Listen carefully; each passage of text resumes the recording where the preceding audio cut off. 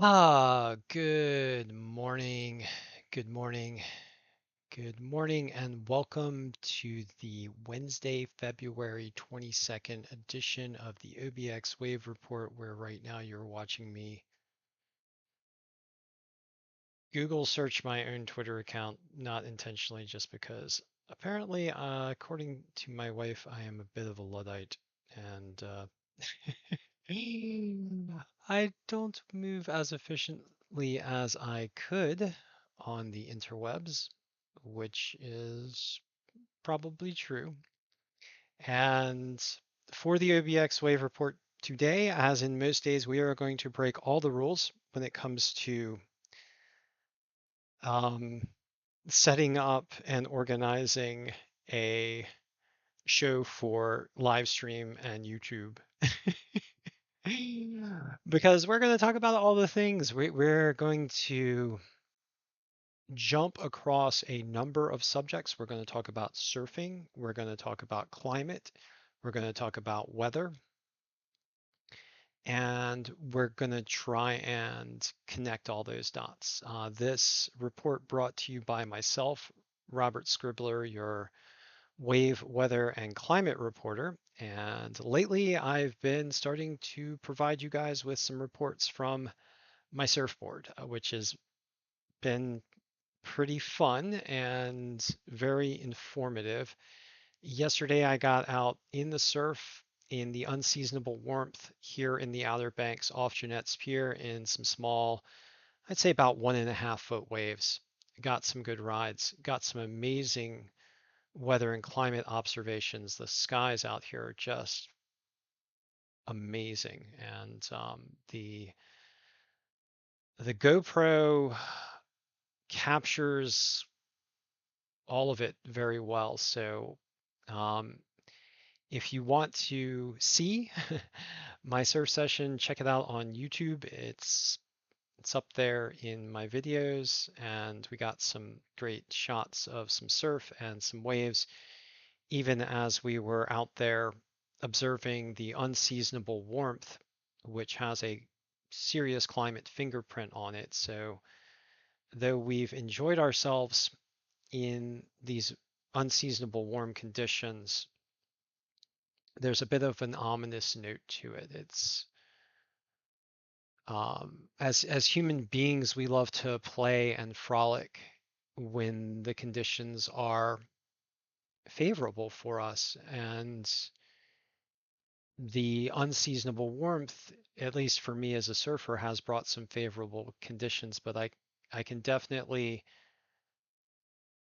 see based on just past reporting and experience and listening to the scientists that we don't want our cold months to become more like summer, because it turns our summers into hell, and it turns our weather system upside down when it comes to extreme weather events, and it threatens the polar regions of our world. And we're gonna talk about all of that today here at the OBX Wave Report.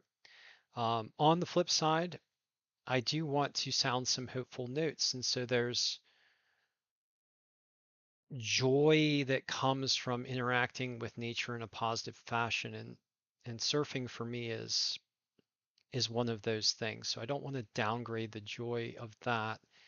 And also, at least for me, tapping into that joy does bring hope and an opening of my heart to the potential that comes from the need to act on climate, which is why I am so ardently and hopefully advocating for a rapid transition to clean energy, that being wind, water, solar, and electric vehicles. And I believe that we as human beings have the capacity to tackle the climate crisis, to stop the fossil fuel burning, to hold the bad actors accountable, and to not let them run things, basically, and to make for ourselves a good future, even though right now the climate crisis is imminent and it threatens. So we're going to talk about all the things. We're going to do all the nuance. We're not going to shame ourselves for enjoying ourselves. But on the flip side, we're going to focus on both threat and responsibility, even as we hold joy in our hearts and the need to act urgently in our hearts together, um, to possibly seemingly opposite concepts, but I think that both are necessary. All right, so let's get a little bit more into the wave report today.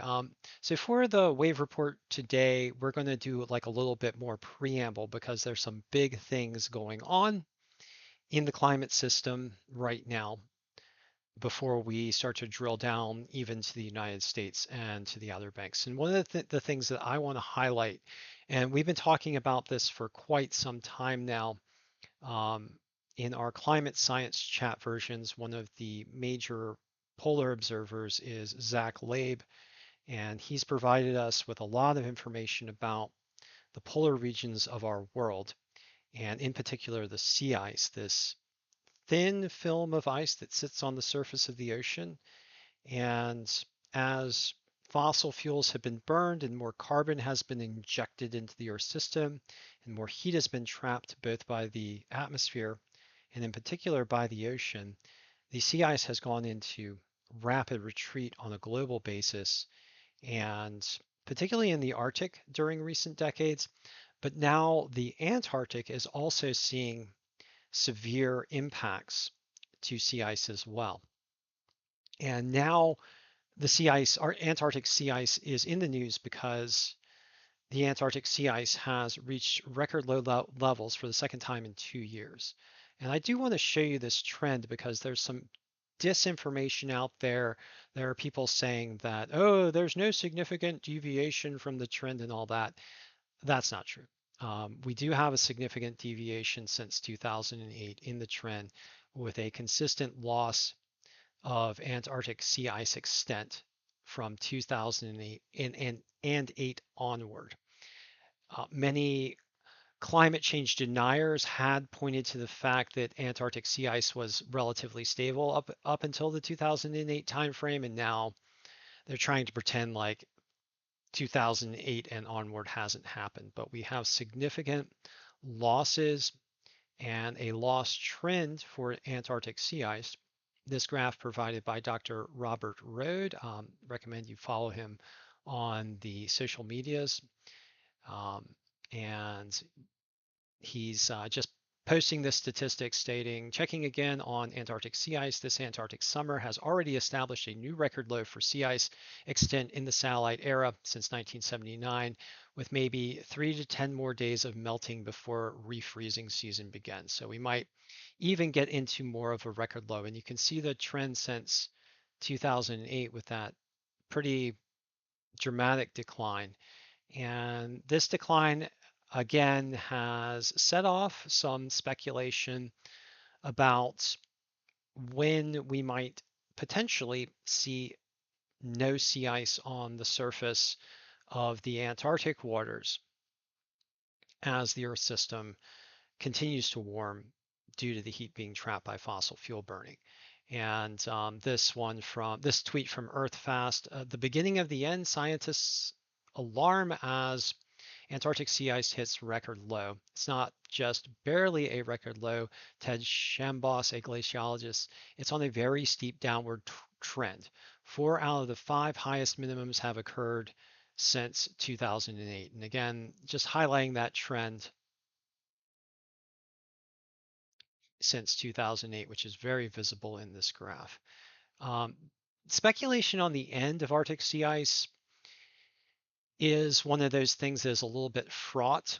Um, I myself am guilty of having been caught up in the fraught nature of this speculation in the past, looking at threat analysis.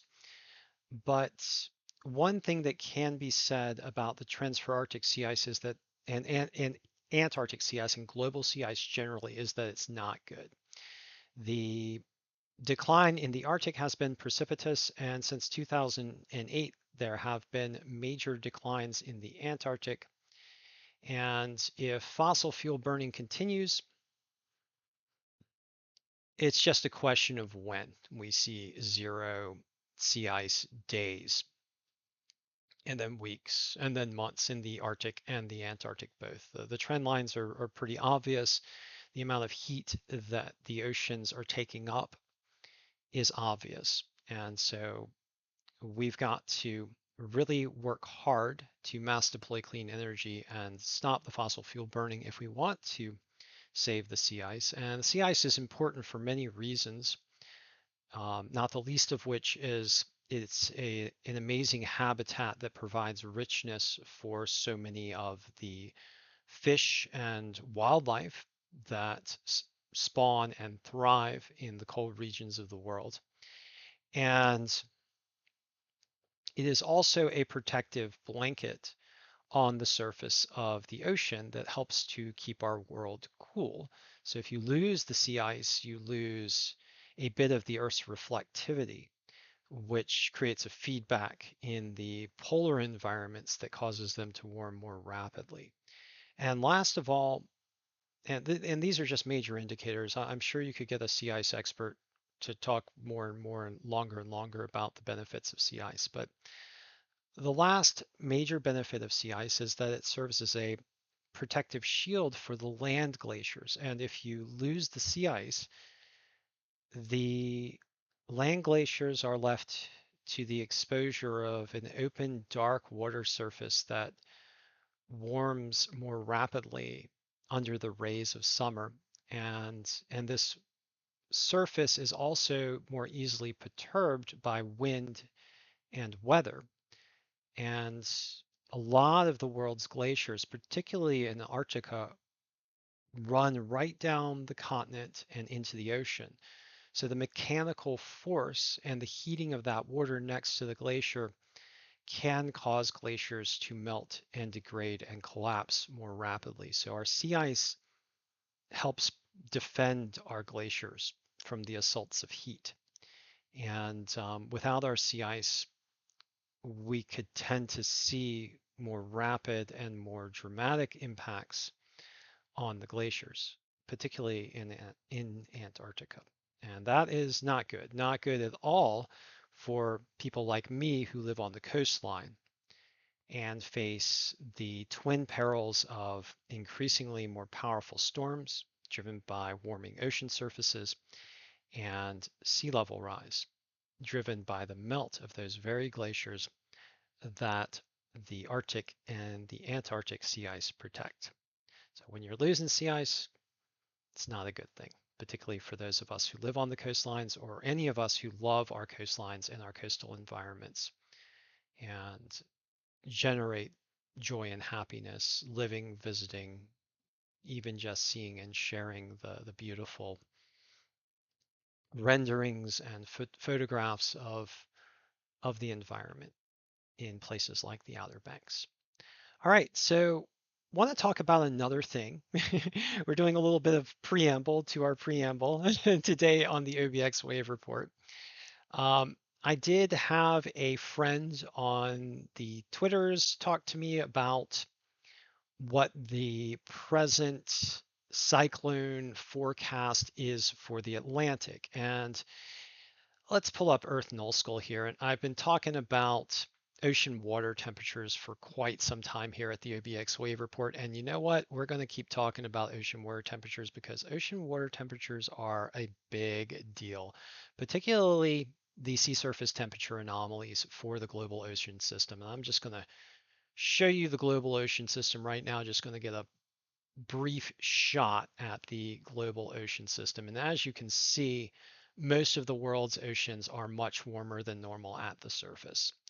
And the oceans, as we listen to the scientists, we know that the oceans are taking up a huge amount of heat from the climate perturbation caused by fossil fuel burning. And right now, the North Atlantic particularly is much warmer than normal overall. There are very few spots in the North Atlantic that are cooler than normal. And as you get up into the Gulf of Mexico and into the middle latitudes, the ocean water temperatures are just, I'm going to inject a little bit of drama into this. I'm going to say they are screaming in the anomaly measure to me here, to my eyes, when I see these sea surface temperatures there, they kind of scream at me. This is like, wow, this is crazy warm. I mean, it's just a 2 degree Fahrenheit increased temperature in sea surfaces can have a major impact on tropical cyclones and storms generally in the ocean. Storms are heat engines. They generate energy from convection in large part, convection being lift in the atmosphere caused by water evaporating and moving upward and creating that force. And the more heat you have at the surface, the more force you get, the more convective lift you get. And storms being heat engines, they can tend to feed on that force. And when you see these warmer than normal temperatures, or at least when I see these warmer than normal temperatures, what I see is force or potential force. And of course, the atmosphere has to line up right to tap into that force. And that's one of the factors we look at as well when it comes to what the next hurricane season is going to look like. And according to Tropical Storm Risk, the preseason forecast for 2023 is for 13 named storms, 6 hurricanes, and 3 major hurricanes. Now, if you look at the average, which is about 14.4 storms, 7.2 hurricanes, and 3.2 major hurricanes, you can see that the expected activity is about average. But what's interesting to me is we go back to the heat map, and what we are starting to see in the Pacific right now is this signature warming of waters in the eastern equatorial Pacific, which is a harbinger of a potential transition from La Nina, or cool waters in the equatorial Pacific, to El Nino, or warm waters in the equatorial Pacific. Now, this has an impact on the Atlantic. It changes the way winds act and circulate over the Atlantic waters. And during La Nina, when the Pacific waters are cool, we get less wind shear in the Atlantic. And what that does is in the atmosphere, it provides more favorable conditions for storm formation. The opposite happens during El Nino. So when El Nino happens, you get more wind shear, which tends to chop down the storms and prevent them from forming. So in a normal year, in a normal environment, a shift to El Nino would tend to provoke overall lower than average storms. But what we are seeing is a shift to El Nino provoking a forecast of about average. So you've got the warm surface waters that are pushing for more fuel for storms and can aid in storm formation, and that's fighting against the move toward El Nino, which would tend to chop down the storms. And so what we have instead of a below average forecast is about an average forecast. Now, the one thing to note is that though less storms may form due to the El Nino influence causing the shear to tend to increase over the Atlantic, we do have those warmer waters. And so what storms do form could still tap into those warmer waters and have a higher peak potential intensity. So once the storms do form, they've got the extra waters to feed off of. They got more fuel. They can do the rawr. I'm wearing a Godzilla shirt today, so they can do the rawr Godzilla thing a bit more and bomb out more and create more intensity with those warmer ocean surface waters. So that's a general overview of the interaction between El Nino or the shift toward El Nino type environments in the Pacific and the warmer than normal Atlantic, which is a climate change fingerprint. So a little bit of interesting complexity here. I encourage you to check with the tropical weather experts, such as Levi Cohen, whose tropical tidbits I have been promoting through the OBX wave report, and the scientists generally at the National Hurricane Center. This is me reporting on the trends and reporting on climate for you guys. As ever, I encourage you to stick with the experts. All right, so we've done our preamble. There's a lot going on right now in the climate system. Warmer than normal ocean waters, record low sea ice in the Antarctic and globally, and near record low sea ice in the Arctic. But getting down to the lower 48 right now, we have some major weather events that do have a little bit of a climate fingerprint on them, or at least an influence. We'll stick with the folks at, well, the experts, uh, and allow them to determine how much of a climate fingerprint any individual event has. What I'm reporting on are like the larger trends and indicators. All right, so right now in the lower 48, and boy, is this geocolor composite just gorgeous. But I mean, doesn't this mass of clouds jump out at you? Isn't this nuts? And in this picture, we can really see the clash of air masses. I mean, if we look, and I just want to show you this. So you got this huge plume of heat and moisture running up over the eastern US, creating this shield of cloud in the form of a warm front moving up toward the Great Lakes and toward the US Northeast. You can just see this. It's just like this big bulge, this big bubble. And then slamming into it from the north and west is this other air mass, this unstable air mass. And between the two, you're getting some crazy weather. You're getting, potential blizzard conditions across the Dakotas, parts of Montana into Minnesota, possibly Wisconsin, and then you've got the rain shield and the thunderstorm shield with possible severe weather east. Massive weather system right now. Here in the Outer Banks, we have beautiful conditions with mostly light winds. As I said before, went out surfing yesterday, going to go out surfing again today, get you guys some observations from the coast. Weather conditions are pretty mild here, but what's interesting is that we are experiencing serious unseasonable warmth as that warmer than normal ocean and Gulf of Mexico generate this bulge. So we've got this high pressure system off the US East Coast that's bringing in southerly winds generally over the Gulf, and that's pulling in that moisture, but it's also creating heat wave like conditions for the US Southeast, in which temperatures are going to rise up into the 70s, into 80s in some locations, possibly into the 90s over the next day or two in parts of Texas and Florida.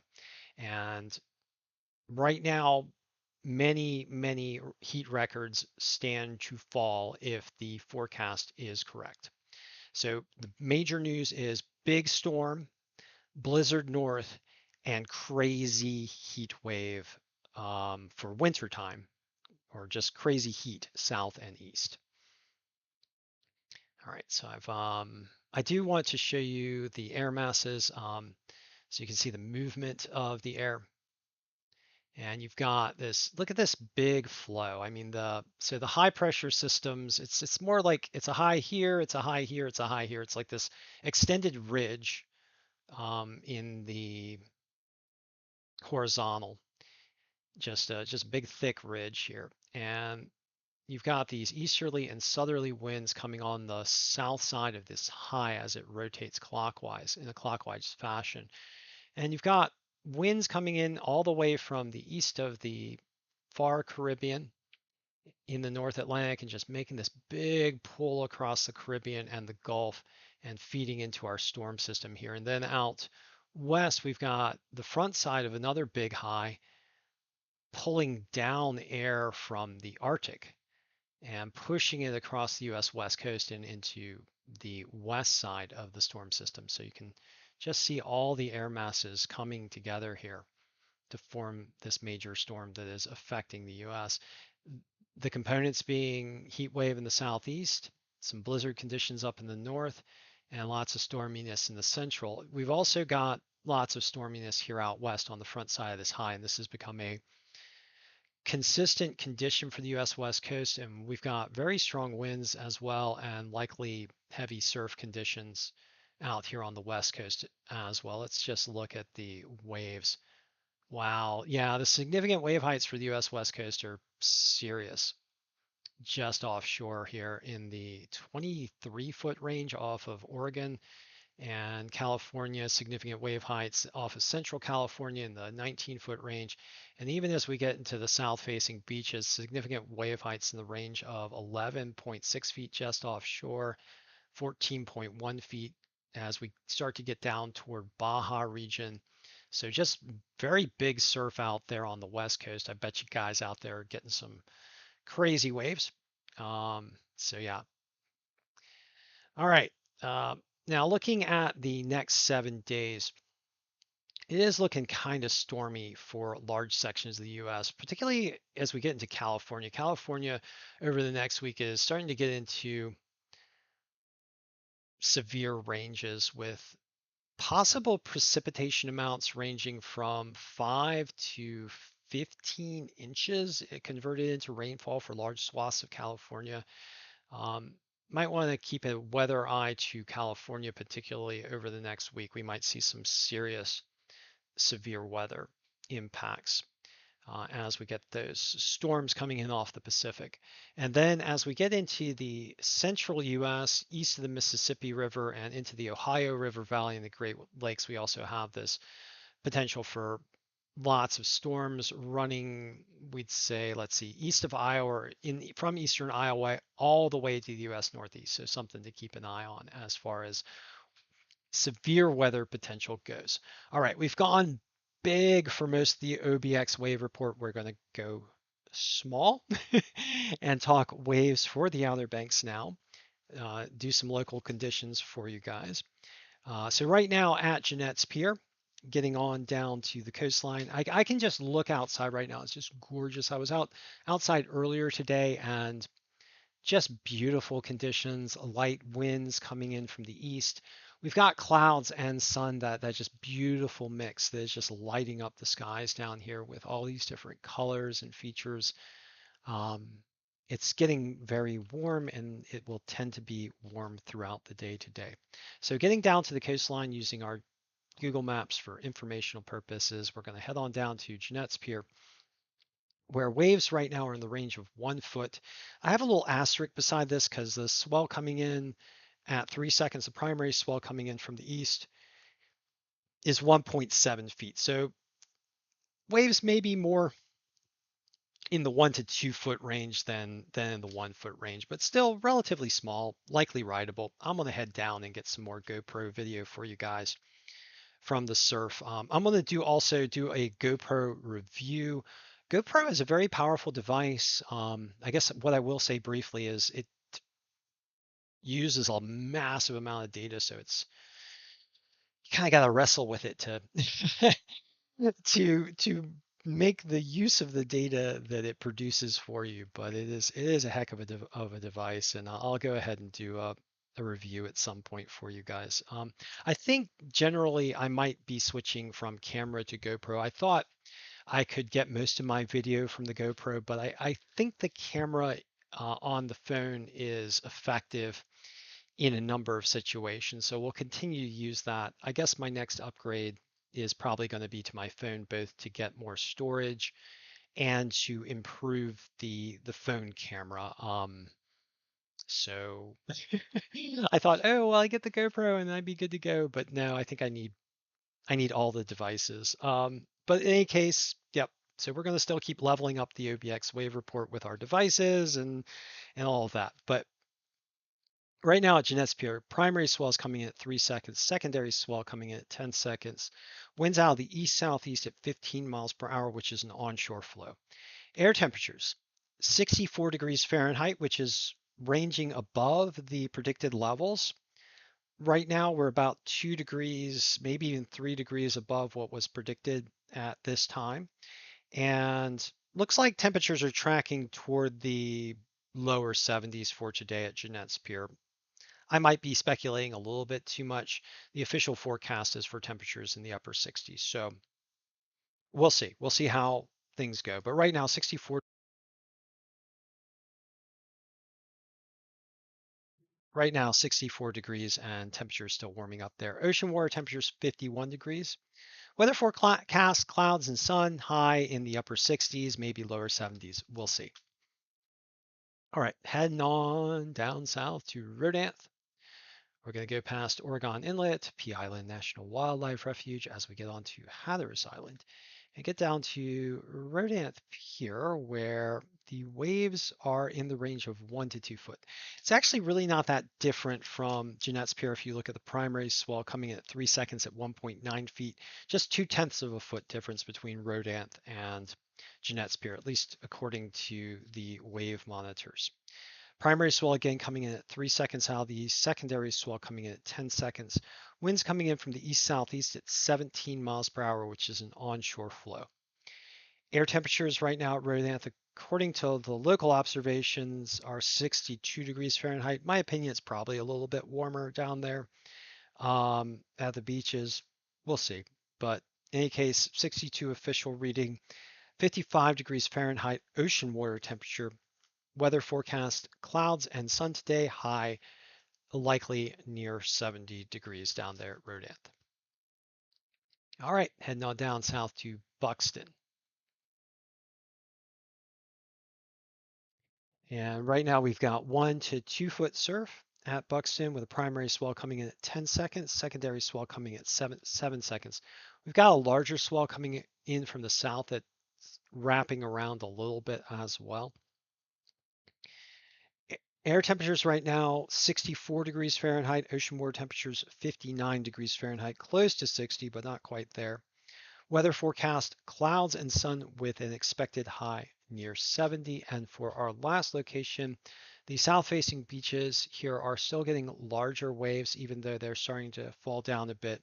So at Billy Mitchell, we've got 2 to 3 foot waves with a primary swell coming in out of the south and east at 7 seconds and a secondary swell coming at 10 seconds. Winds out of the southeast at 13 miles per hour, which is an onshore flow. Air temperatures 63 degrees Fahrenheit, ocean water temperatures 59, and as with most locations on the Outer Banks, clouds and sun expected today with a high near 70 degrees. All right, so let's get into some longer range forecasts. I did want to show you the Climate Prediction Center's 8 to 14 day temperature and precipitation outlook. And we do have a continuation of the dipole here with warmer than normal conditions expected for the US East and colder than normal conditions expected for the US West. This is indicative of a dip in the jet stream out west and a ridge in the jet stream for the east, and storminess in places between the two as these two air masses, the hot and the cold, go to battle. And according to the 8 to 14 day temperature outlook, we have above normal precipitation expected for the US West, centering closer to California, and above normal precipitation for the northern tier of the US Central region and east, with some below normal precipitation expected for extreme parts south. Generally, this dipole looks like potential extreme weather to me, and so we will be keeping an eye on the forecast for those kinds of conditions. And going to the global forecast system model provided by Tropical Tidbits, I'm going to go ahead and run the model. We're going to have to go back to the 06 Zulu. Hold on, let's see if this is updated at all. Nope. We don't have enough frames to get a longer range prediction, so let's just go back to 6 hours ago and use the older model. Right now, we got a very strong storm system in the central US, and I say central, it's actually a coast-to-coast storm here with stormy effects right now for the West Coast, severe snowfalls starting to ramp up here for parts of the Rockies and into the Dakotas. And we get this Gulf moisture and heat riding up over the cold air and creating that storminess in through the Mississippi and Ohio River valleys and on into the Great Lakes. And advancing this model, we see the storm system broaden, have a double barrel low, continue to get the energy push from the north and west across the Pacific, and just generally generate storminess across the United States for today and into tomorrow. And finally, the storm system starts to head on off into the Atlantic and Canada as we get into the day on Friday, with the storminess continuing to sweep into the US West, just over the top of that high pressure system, just low after low after low. Um, this aiming more and more at California, and we get those strong northwesterly winds, so there's going to be some large waves out there on the US West Coast in association with these storms as well. As we get into Saturday, another stormy impulse moving up in a warm front type configuration for the southeastern US, although not a crazy storm, still linking up to provide some energy for what looks like a nor'easter type system by Monday that swiftly heads on out. And then as we get into later in the day on Monday, it looks like we've got another strong low. Ooh, 975. Is this a bomb? Yikes. Mm, okay, so possible indicator for very strong storm event for the central US early into next week. So yeah, so here we go again with a little bit of potential March madness as far as intense storms go.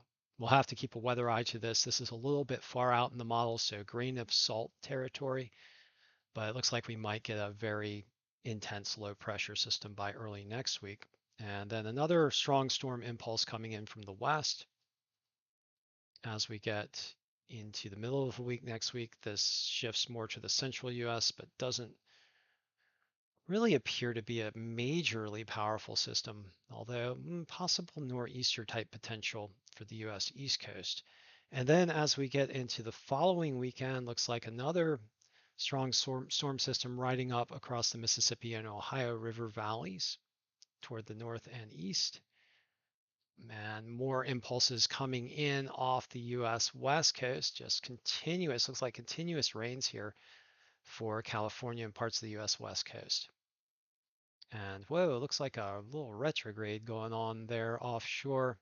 Interesting. So we've got a low pressure system in the tail end of the model forming offshore and then doing a bit of a button hook as it intensifies into Maine. Wow, that's interesting. And then another low follows behind it and looks like it starts to do a button hook toward Newfoundland. Okay, now that's an interesting feature. See those dancing lows? Button hook one and button hook two. Okay, this is the tail end of the model. This is grain of salt territory, but if that happens, looks like a rather severe storm type event for the Canadian Maritimes and parts of the extreme US Northeast along the coast of Maine.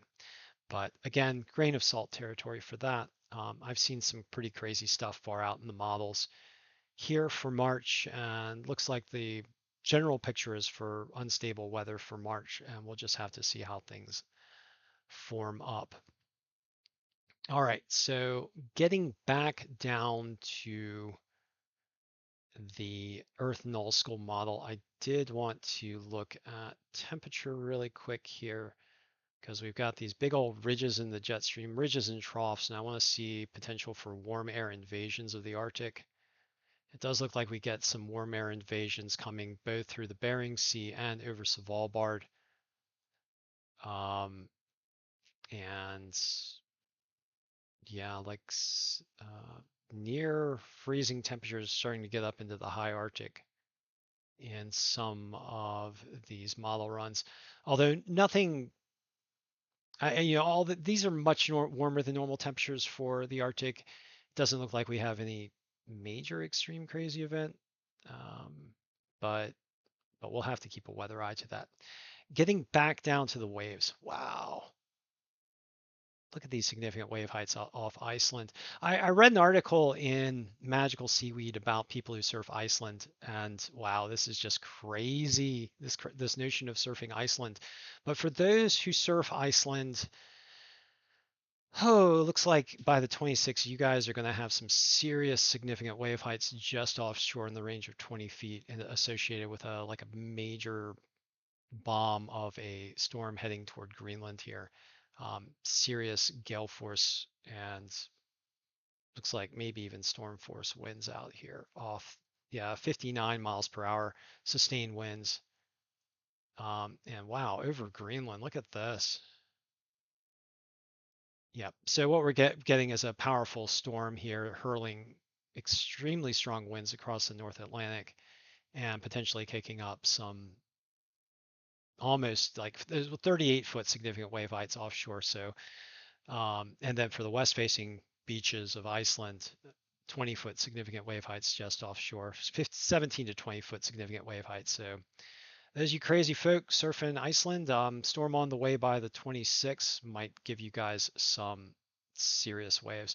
And nonetheless, just general tendency for storminess for Iceland with a strong southwesterly wind flow heading in toward Iceland, even at present.